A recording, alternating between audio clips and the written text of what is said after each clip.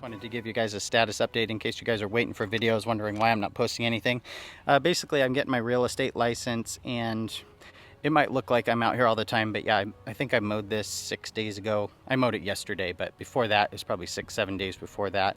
But I just gave it a triple cut. That's why it kind of has nice stripes on it. I usually go one way, the other direction, and then back the other way.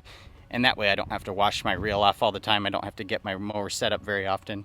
And then it still has this nice look. And these, I thought I should mention these real quick.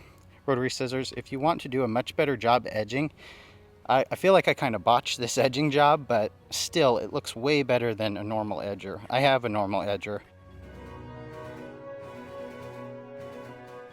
So this is the Milwaukee quick shaft and the rotary scissors at the end. You can sharpen these. I make my own lapping compound, Anchor lube, and then silicon carbide grit. It cuts faster, and then I can mix it up how I want. I can get, multiple grits all with the same raw materials, and I can buy it by the gallon. So it's just gonna last me forever, whatever grit I want. So I'd probably use 180 grit on that, something real light, not aggressive at all. I've been surprised how well these hold sharp just edging with them, because it's just grinding right into dirt and sand and stuff, and then they stay sharp okay. I didn't expect that. That's why I didn't use this for a long time for edging, but after doing it, there's really no going back to a stick edger unless you just have a long driveway or something. Then the stick edger's way faster, but this holds the edge at least twice as long, and it looks much better. So this is the way to go for edging. Rotary scissors are great to have. They're noisy. I just sprayed WD-40 on mine. It seems to work pretty well. Mine have held an edge quite well, but I'll leave a link to this.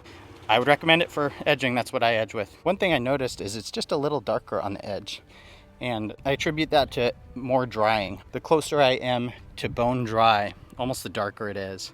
So I do like running the water on a little bit of a deficit. I've been watering about every 3 to 4 days. It's nice to keep water in the ground, but when it's close to bone dry, that's when the grass is pretty happy until it's not. So I just encourage you guys to push it for the water. I like to water deep, about every 3 to 4 days.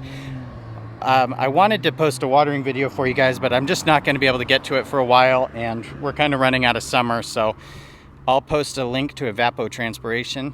You can look at the map, and you will see there's a link just below the map on the left. You can zoom into your area and click create a bookmarkable URL. You can bookmark that for yourself, so you can basically bring up that evapotranspiration. It's going to be changing all the time. And then the math on it, you take that ET rate, and then, I usually go weekly, and, times 0.8 would give you 80% evapotranspiration. Then if you're watering every 3 days, times 3 divided by 7. If you're watering every 4 days, times 4 divided by 7. If you're on pure sand, you'll probably want to water every other day.